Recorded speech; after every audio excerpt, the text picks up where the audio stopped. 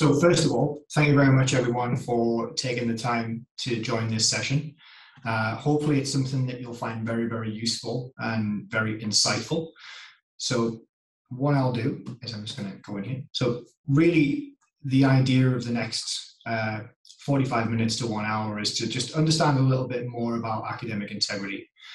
So understand what it is, why does misconduct actually happen, and what can we do about it? So what can we do, what can you do as learners, as students, and as also as staff to tackle this problem? And then we should have time at the end for question and answers. By the end of this session, with obviously the aid of what we've already sent out, there should be some resources for you to help you with things like, preventing accidental plagiarism and things like that. You should be able to also define the meaning of integrity. So not just academic integrity, but integrity as a whole. You also should be able to describe the impact of a lack of integrity has on you as students and also as staff. And also the benefits of just having that as a core skill. You'll also, after this, be able to discuss with your friends, with your colleagues, with your peers, how you can raise awareness with you as the student population about how you can tackle this challenge. So just really quickly to explain who I am. My name is Jason. I'm a senior professional services consultant at Turnitin. I've been with the company for some time. Some of you may have met me before. I've been out to Kazakhstan quite a few times for various different events, especially the Academic Integrity Week, which normally takes place at KazGU. But I work majority of the time in Central Eastern Europe, Central Asia, Scandinavia, Middle East, South Africa, and also in the UK. And I'm based in Newcastle, which probably up until maybe 2 or 3 weeks ago, not many people knew where Newcastle was. And now all of a sudden it seems to be on the news everywhere because of the local soccer team. So you'll probably know where that is now. So the first thing I want you all to do is to just write down in the chat, or you can actually say it if you like, you can speak, so feel free to do so. Just a couple of words or sentences about what academic integrity is or what it means. So just, there's no wrong answer, so just what does academic integrity mean? Yeah. Fantastic. We're also seeing some sides where we lack integrity. So academic misconduct, dishonesty, any others? Honesty, yeah.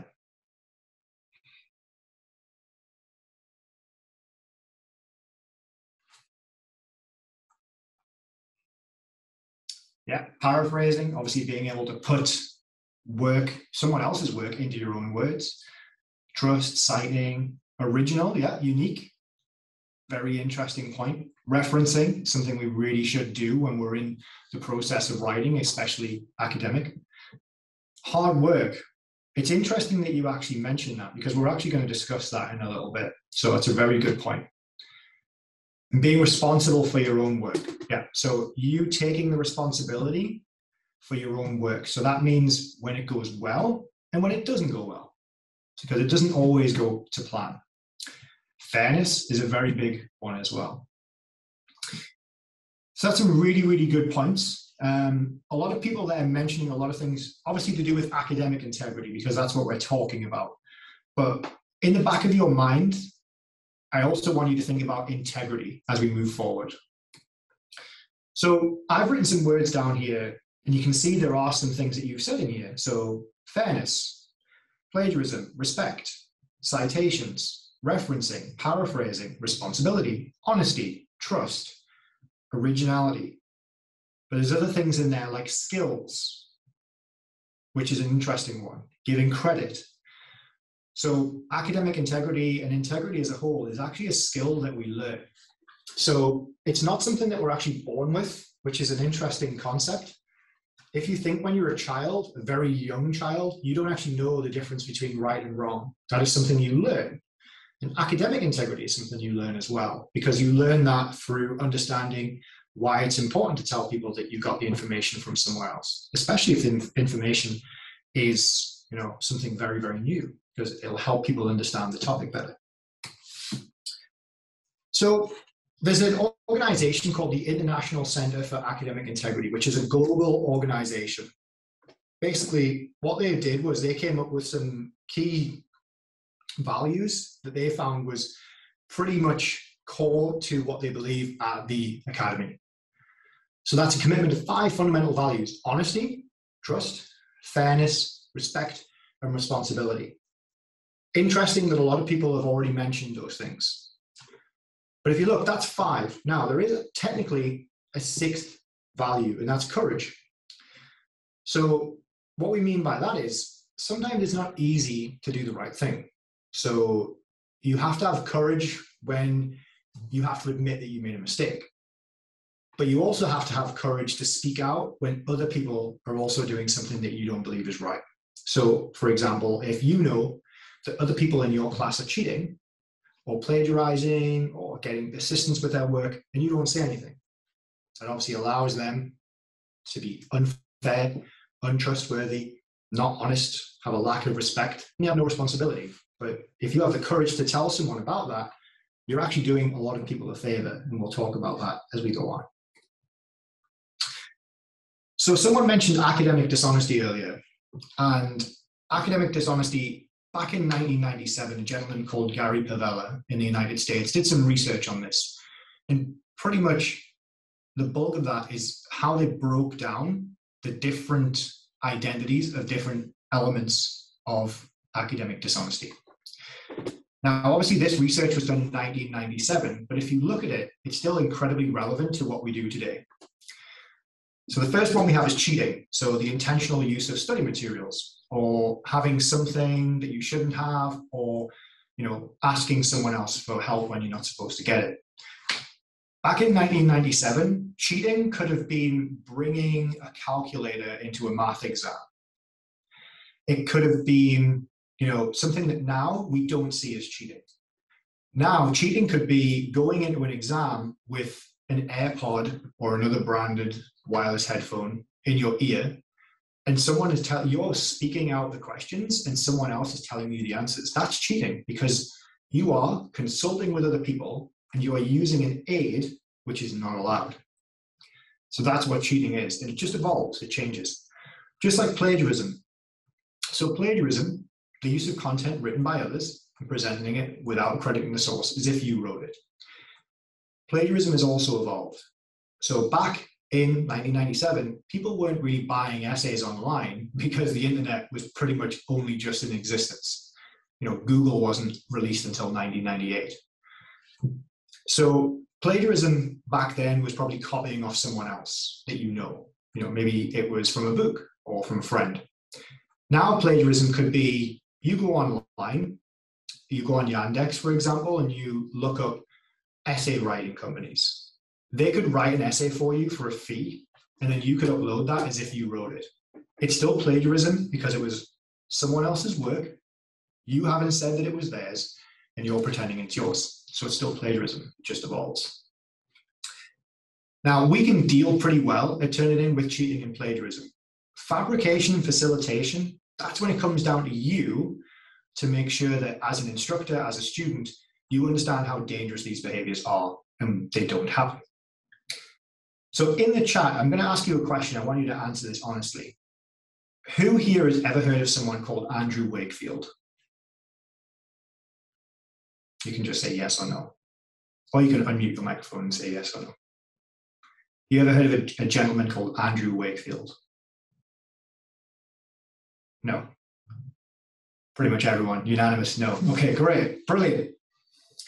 Next question. Who here has ever heard that vaccines cause autism? Yes or no? Has anyone ever heard that before? Yes.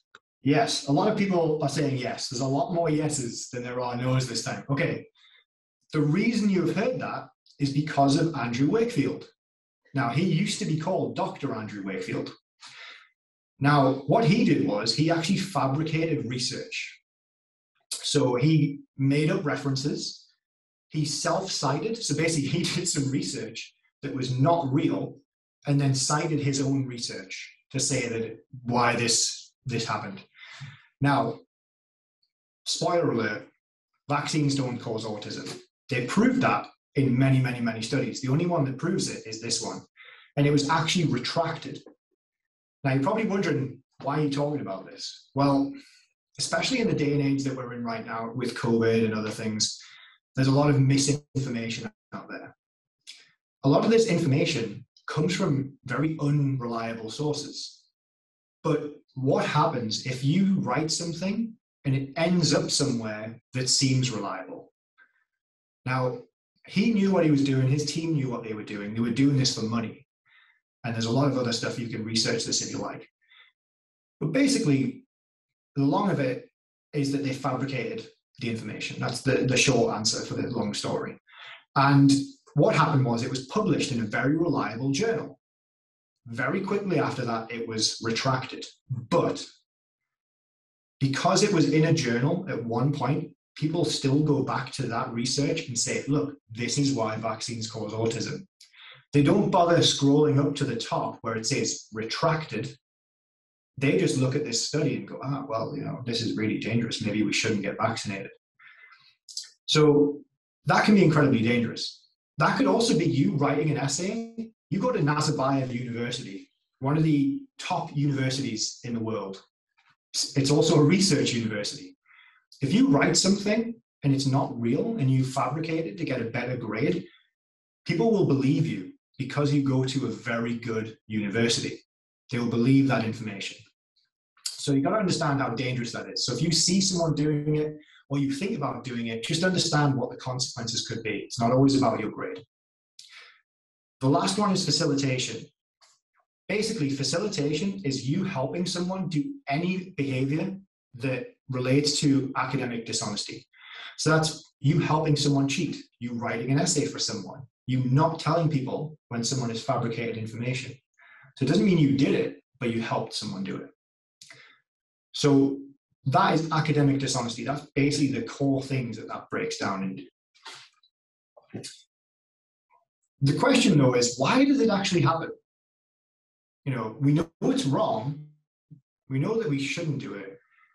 But why does it actually happen? And this is something that we always want to, look into and research even more. On a lower level, so let's say you are doing an assignment that isn't really worth a lot of points. It's something that is, maybe like a reflection assignment where you just need to, do it just to get it done. The reason why people would cheat in that is just because they don't really care. It's not really worth many points. I'll just go on Wikipedia and I'll find some information, or I'll pay my friend, or I'll buy them a beer next time we're out and they can do my essay for me. Or it could be the fact that they just don't really understand what it is that's expected of them. So they don't understand what they're doing in this assignment because it hasn't been put together very well. Or it could also be that they don't actually know what they're doing because they don't have the skills. They haven't prepared for it. They don't have the knowledge, or they've run out of time. So these are fairly innocent behaviors. These are, something has happened that's caused you to do this. It's not that you woke up in the morning and you just went, today's the day, I'm going to go and buy an essay, or I'm going to just plagiarize. That doesn't really happen. On a higher level, though, when it comes down to you getting a degree or not getting a degree, or getting a first-class degree and a second-class degree, this changes, the behavior changes, the reason changes. Now, the main reason why this happens is actually because of what we've actually done ourselves over the past 20, 30, 40 years. So the first thing is that a lot of people have a duty to themselves to do the best that they possibly can, or get the best possible degree that they can. You could come from a family where everyone else has a first-class degree and you're on track to get a second-class degree. So you need to do something. That could mean buying an essay because someone else can write it better for you. That could mean plagiarizing information because there is, really high quality information online that you could use. And then maybe you could try and sneak that in. Also, as well, it could be the fact that your family put a lot of pressure on you. So, you have a duty to yourself to do incredibly well because you're going to go home and you're going to be the person that's going to earn all the money in your family. You're going to be the person that pays the bills, you buy the food. Everyone's relying on you to be, the scientist, the doctor, the lawyer. But the other thing is something, like I said, that we've done for the past 30, 40 years, which is basically we've made education a competition. And it's not about what you know, it's about the degree that you have. So if you think about it this way, the way that a lot of students view education and view university is, I need to get the best possible piece of paper so I can get a better job than everyone else. It doesn't matter how you get that diploma. It doesn't matter how you get your degree. Obviously, during COVID, it wasn't even a piece of paper. It was a downloadable PDF to say that you'd got a degree. So you've got to have the best PDF.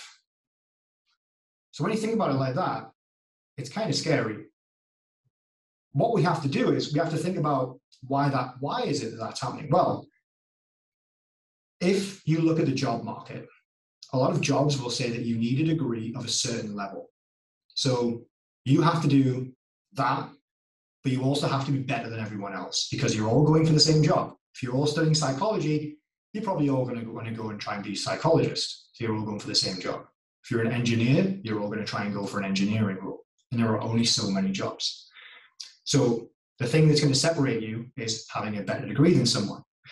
Now, the problem with that is that if you do it in a dishonest way, you do it in a way that is classed as misconduct, you might get the job. But 5 minutes into the job, when they ask you what you know about it, you actually know nothing. So the actual aim of education is to gain the most knowledge possible, and then your exams, your assignments, all of a sudden become like a byproduct. It's like, okay, I just need to show someone that I know what I know. So really it should be, a knowledge test, but sometimes people feel like it isn't. So I'm going to open it back up again. So thinking about misconduct, what's the worst thing that can happen to you as a student or a university if someone does that? If they cheat, they plagiarize. You can write in the chat or you can unmute your microphone. What's the worst possible thing that could happen?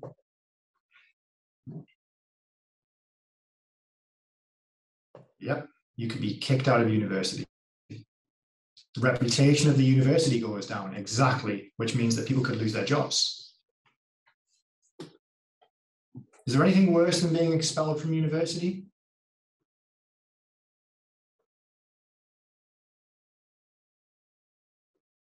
It's a tough question, this, isn't it? What's the worst possible thing that could happen if you cheat or plagiarize or facilitate or fabricate?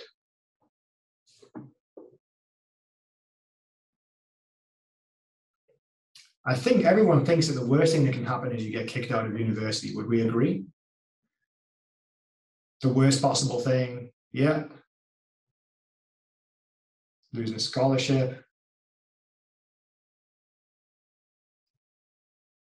You could lose, basically, it's all about, what I'm seeing here is losing your reputation. You could lose your job if you get caught afterwards. Thinking about this will follow you forever, knowing that you actually cheated and you have a job that maybe somebody else should have. Well, maybe the worst thing that could happen is actually that you don't get caught and it's too late before you do. So a while ago, there was a doctor or a surgeon called Paolo Macchiarini. You can look this guy up if you would like. Paolo Macchiarini did some fraudulent research and wasn't caught. And what he did was the research showed that you could grow a new trachea, which is like the section of your throat here, with stem cells. And they did this. 7 people had the surgery. And I think only 2 of them are still alive. So the other 5 died. The reason why? No one checked this guy's research because they just thought, he knows everything. He's amazing. He's an absolute rock star. He was on TV and no one really checked what he was doing though. He also cited himself. So, checking these citations is pretty important where they come from.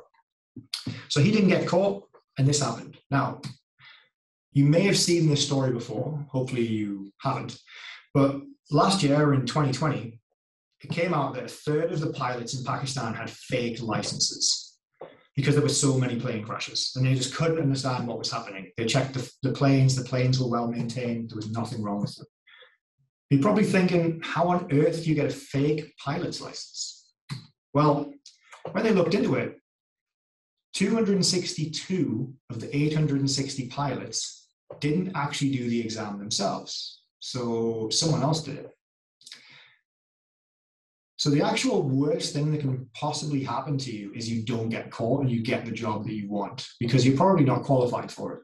And people's lives can be on the line. There's tons of stories like this all around the world. In Korea right now, there's a huge problem with something called ghost doctors, where unqualified surgeons are performing plastic surgery. You can imagine that that's not going too well for the patients. So at the very beginning, we spoke about how important courage was, why it's important to have courage to speak out when you're seeing this happen. Because if you think about it, those people that are in your class right now could be cheating on something, you know about it, and they could go on to be a doctor. And they then prescribe medicine to your family, and they prescribe the wrong thing, and something serious happens. Or on, let's say, on a lower scale, someone is training to be an English teacher. Now, I know not many people have died because of bad grammar, but what could actually happen is someone is not qualified to be an English teacher, they teach students English, it's incorrect, they end up having to stay back a year, they have to redo all of their exams because they've learned completely wrong stuff.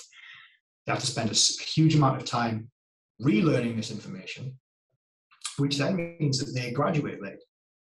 There's a lot of pressure on these students. We know how important mental health is these days. It's something that we have to take very serious because that can put a lot of pressure on those students. They might feel like they're failing, but it's not their fault. They've just been taught the wrong information. So this has consequences in the real world. What you do in university is to get you a degree to potentially go on to be a pilot, to be a doctor, to be a research assistant, to be an actual researcher, to be a scientist. So it's super important that we understand how important this is for you and for everyone else. Because you might think, I don't cheat, I don't plagiarize. It's not always about you. It's about the other people around you and making sure that integrity is one of your core values as a human being. Because like a lot of you said, if you do get caught, not many people are going to want to be your friend because they're like, well, if they're willing to cheat in an exam, what are they willing to do later in life? So what can we actually do about this? Well, the first thing is you can have conversations with each other about how important academic integrity and integrity is. It's okay having academic integrity and being like, I cite everything and I don't plagiarize, but then, you steal from your friends and, you take other people's ideas in meetings if you're in a job. One of the best things we can do is have a growth mindset. Now, has anyone here ever heard of the growth mindset theory before? Yes. Brilliant. I love the fact that you're all saying yes. So that's wonderful. So a growth mindset is actually incredibly important when it comes to having integrity. And you're probably thinking, well, why is that? Well, if you have a fixed mindset, you might be in a situation where you're about to do an exam and you decide that it's easier to get information from elsewhere. You decide that it's easier to get someone else to do it for you. But that's actually not going to help you further on. It's going to help you now. It's very short-sighted, but it's not going to help you when you actually need the information. A growth mindset would say, you know what? This is going to take time and effort, but it's going to be worth it because when I actually pass this exam, I'm going to have that information for later on. I'm actually going to be able to use the knowledge that I've gained. The other thing as well is that when you're in that learning process, having a growth mindset is incredibly important because it's being aware that things do take hard work. So someone mentioned earlier, having academic integrity and integrity as a whole means it's hard work because imagine how easy it would be if we could all just cheat on our exams. We could all plagiarize, we could all do that. Then we get the job we want, we get the house, we get the wife or the husband, we get the money, get the kids, we get everything you want. That would be wonderful, but everyone would be walking around having absolutely no idea what they're doing. Like a really scary movie. So having a growth mindset means that you're willing to put the effort in. You're willing to go, this is going to take longer, it's going to be harder, but it's going to pay off. It also means that you're going to do work and you're going to review it. So at Turnitin, we have a lot of technology that's focused on making sure that you can see what you've done and improve on it. We have a solution called Feedback Studio that allows teachers, your professors, your instructors to tell you, hey, this bit here, that could be a little bit better. Or maybe you should think about rewriting this section. A fixed mindset would say, maybe I won't. Maybe I'll just copy and paste something from the internet much faster. A growth mindset will look and go, this is really useful feedback. Okay, how do I use this? Because the first time you submit something, it might not be your best work. But if you think, this is good enough, it's Friday, I'm ready to go. I'm going to go and have a few drinks with my friends, or I'm going to go to the gym. A growth mindset is going to say, okay, I've looked at this, this could be better. I could improve this section. I could rewrite this. I could maybe get some better sources, because in my Turnitin report, it's showing me that this is actually coming from Wikipedia. So maybe I should try and find something similar, but from a scientific journal that's more reliable. All of these things are super important, but growth mindset and fixed mindset come into play in everything that you do. For example, if I was to tell you that you have the ability to go and buy a Louis Vuitton bag, who here would buy a fake Louis Vuitton bag if the quality was the same, the design was the same, but it was made by really young kids who were being paid very little money? But it was like $2. Or who here would pay $1,000 for pretty much the exact same quality, exact same design, but the workers are being paid a fair wage? Which option would you take? Would you pay more because you know that someone else is being treated fairly? Or would you pay less because you can get that bag now and you don't have to pay as much? It's a tough question. Or let's think about it in social media. Exactly, the fair pay option is better. But if I come to you right now and I go, boom, 2 bags, which one do you want? That one's $2, that one's $1,000. Does your mind think, why is that one $2? It's because it cost 1 cent to make. The other one cost 800 because the people are being paid well. Let's think about it in social media. Imagine, because we know how important, or it seems how important it is these days to have a lot of followers online on Instagram and things like that. You could get a ton of followers by sharing an article online that's completely made up, but it's super interesting. It's going to get you a ton of followers. Everyone's going to think that you're super smart. You can do that by just sharing it instantly. Or, remember, this is going to get you, let's say it's going to get you 1 million followers. Or you can write something that is actually factual, maybe not quite as interesting. It's going to take you a couple of weeks to write it, maybe a month. You're going to put it out there, and you're going to get maybe 100 followers. But you know that it's factual. Which option are you going to go for? You're going to go for 1 million followers and a super quick turnaround? Or you're going to go for 100 followers, and you're going to have to put some work in? Remember, I'm giving you time to think about this. Usually, it's now. Think about it right now. I want to know. I want to know. Because it's impulse. This is what I meant before when I said that academic integrity and integrity is a skill that you learn. You learn by understanding why it's important, which is what we're doing right now. But you're also thinking, well, how do I learn this in school? How do I learn this in university? A lot of people don't understand how important citations and references are. It shows that you're willing to show that you're using someone else's idea in a new way. You're using it to support what you're saying. That's the same thing that you'll do in everything else.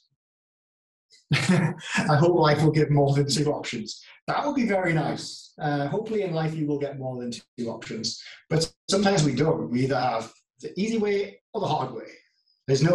Very rarely there's like a easy hard. It's very rare that happens, the medium way. Normally life is done in split decisions. And there's actually a lot of research shows that if you're willing to make these decisions in education, so you're willing to plagiarize, you're willing to cheat, you're willing to do those things, that will actually take you on a certain path later on. There's a lot of research that shows that that has actually resulted in criminal activity later in life. Exactly. Misinformation, 1 million followers, that's super harmful because now 1 million, and if it's my Instagram, 1,000,001, if I have just gained 1 million followers, then they're going to now think that I'm super smart and they're going to share that information. And then their friends are going to share that information. And we all of a sudden have a reach of 10 million people within seconds. So if we think about this just in the sense of the writing side of things, but think about this, how it can apply to the rest of your life. The things that you need as a skill to write with in this day and age are a lot different than what we've been taught over the years. So if you're writing in English, which a lot of you at Nazarbayev will be doing, having a high level of English proficiency is going to be useful. You're thinking, what's that got to do with integrity? Well, if you have a lower level of English proficiency, you're probably going to find something in English that explains it better than you can. So never be afraid to write at the level that you are at. If all of a sudden you start writing like William Shakespeare, it's going to be a little bit suspicious. The norms for collaboration. Now, this is going to be super interesting because we did a survey on a lot of Kazakh students. Many of you may have actually filled this survey in about where do you want to go after university? Do you want to stay in Kazakhstan or do you want to go to other countries? A lot of people said they want to come to the US, they want to come to the UK. It's terrible weather here, I wouldn't recommend it. But you also have people who want to go to places like Korea, to Japan, and various other places. The way in which you work together in an academic sense is very different. In some countries, it's absolutely fine to copy all of the information from the other person. Here you go. Here's everything I have. If you come to the UK or the US or Scandinavia, various places in Western Europe, they're not going to find that acceptable. What they want to see is that you understand that information and you can put that into your own words. Time management, that's a super important skill because you need to be able to balance your workload. You don't want to be that person that watches Netflix all day and then leaves everything until the last minute. You've got to make sure that you put that time in. We've mentioned a lot about fabrication, misinformation, sharing stuff online. Information literacy is a super important skill now. I would recommend everyone starts brushing up on their information literacy. What that basically means is how good are you at finding reliable information? That's basically what that means. I actually have some work that I've shared before, just some really basic tips on how to make sure that you do find reliable information, basically how you navigate fake news, make sure you don't put that in there. When you do find reliable information, you have to cite it, you have to paraphrase to show that you know what it means. Critical thinking, if we skip everything else, if you remove pretty much everything else, critical thinking is the one thing that you need. If you look at the skills that you need for a job within the next 10 years, critical thinking is going to be one of the most important things. Does anyone know why critical thinking is so important for the future?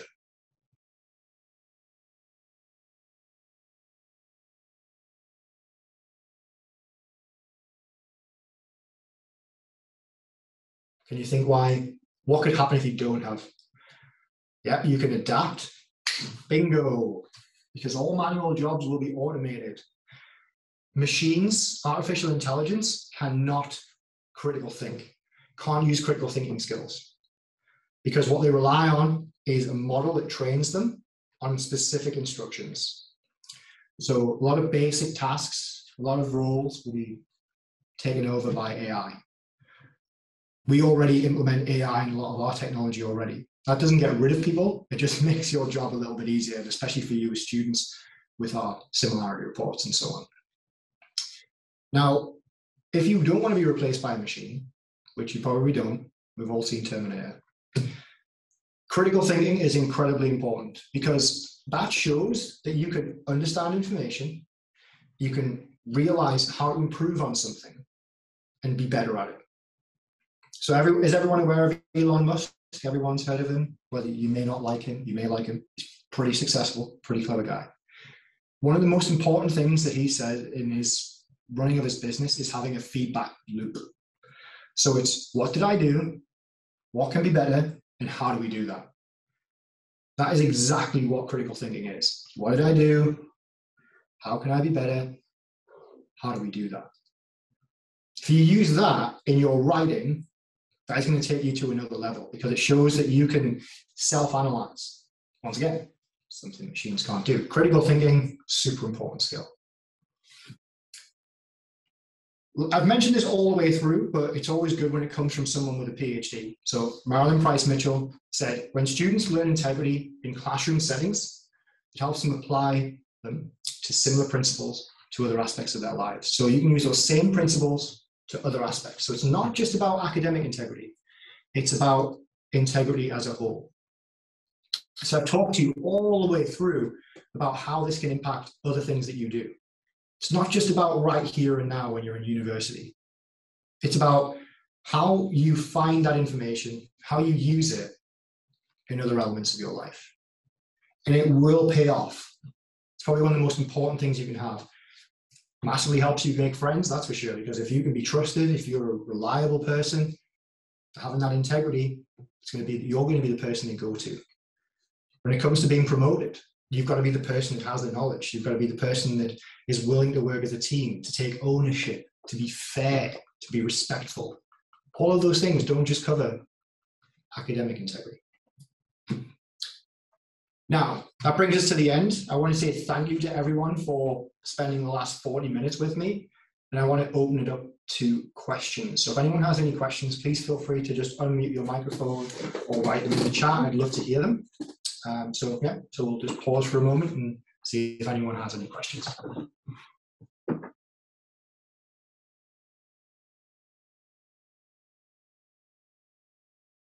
I have a question. Yeah, fire away. May I? Can you tell how to avoid the influence of bias when it comes to ensuring the integrity around you? So, like, for example, when you have a bias towards your friends or acquaintances. So like confirmation bias in a way, so you're agreeing with what they say because it's similar to what you believe, basically. Or making sure that, you know, your friends and acquaintances, if they're doing something that you don't believe is right, you don't do something about it. Is that what you mean? So like you don't want to say something that your friend's doing because you don't want to lose friends? Yes. Yeah. So the first thing you can do, make them watch this recording.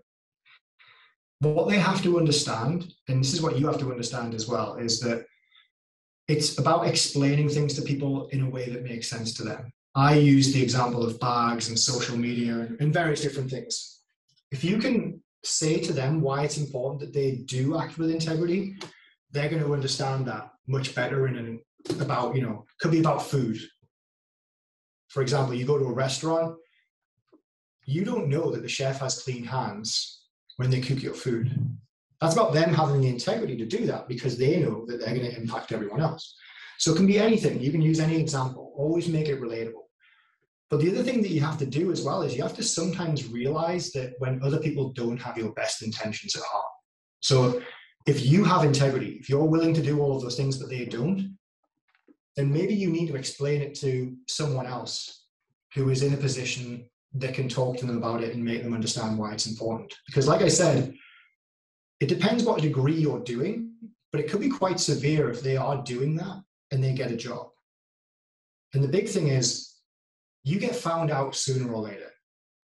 If you look at what happened in Germany, in Spain, in Serbia, and in various other countries, government officials who plagiarized maybe 20 years ago were found out pretty recently. They've now been kicked out of their jobs. They'll never get a job getting paid what they got paid now.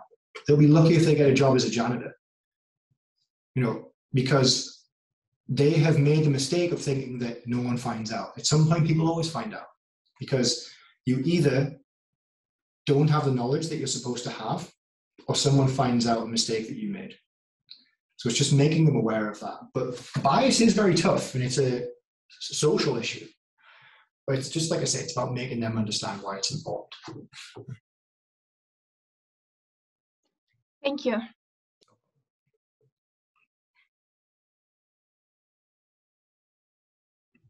Thank you very much, guys. Do you have other questions to Mr. Gibson? Feel free. Yeah, I've got another question here. So, is using Grammarly or other similar apps plagiarism or cheating? It's actually a very interesting question. Things like Grammarly and Draft Coach that we have at Turnitin, it's not considered plagiarism because it's more advice on things like grammar and sentence structure. It becomes plagiarism when someone is telling you to rewrite your essay a certain way. So for example, I could say to you, okay, in this app is telling you that you've spelled something incorrectly, or you've used the incorrect grammar or the wrong word. If that app was telling you, you need to rewrite this paragraph and say this, that is very different. So Grammarly and other apps like that, they guide you. There are systems out there that are less reputable, and we do see them being used as cheating mechanisms. So organizations like Chegg and other ones, they actually can provide answers to exam questions, and they can provide full rewrites of essays. If someone is basically rewriting the essay for you, that is plagiarism, and that is cheating. If it's just giving guidance, then it's very different. It's a fine line though, and it's something that us at Turnitin, we're really struggling with trying to quantify how much, when is it plagiarism? When does it cross that line? So that's a really interesting question. I think as artificial intelligence gets more and more advanced, then I think we will cross the line of it becoming plagiarism. But right now, it's not really at that level or ability. So yeah, Grammarly's fine. I use it. Otherwise, I would spell things wrong all the time.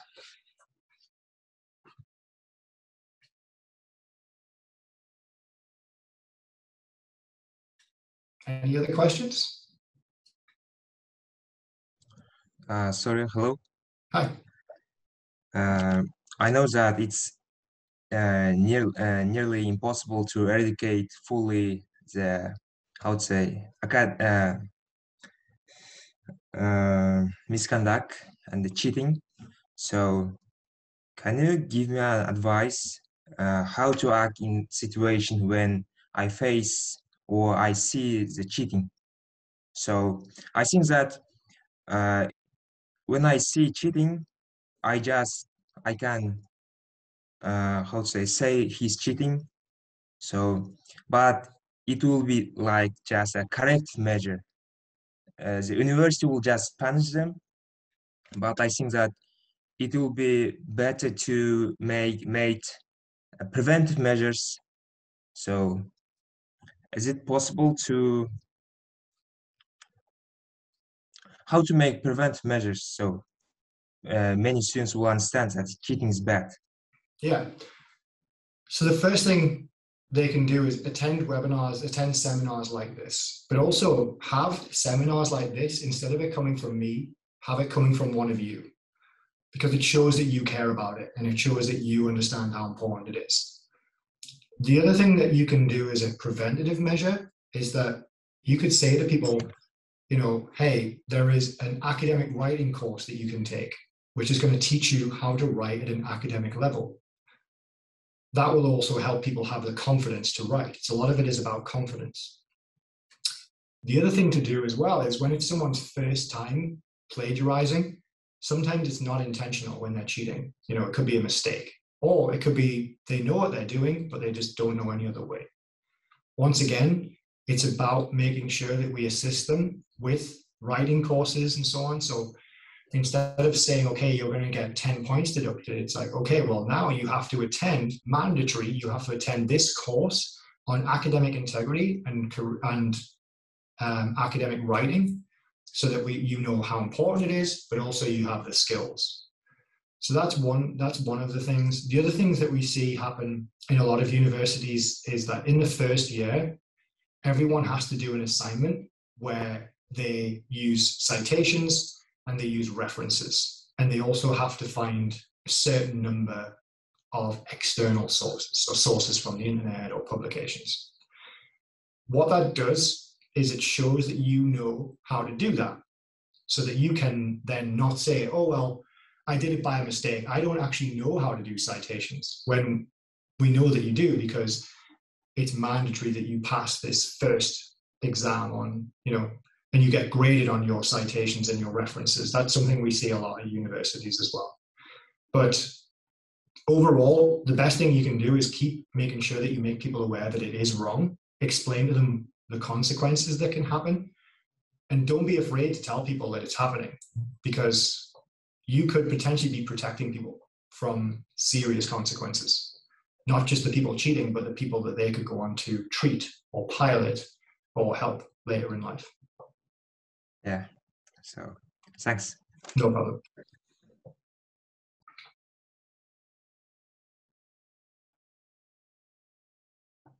Do you have any final questions?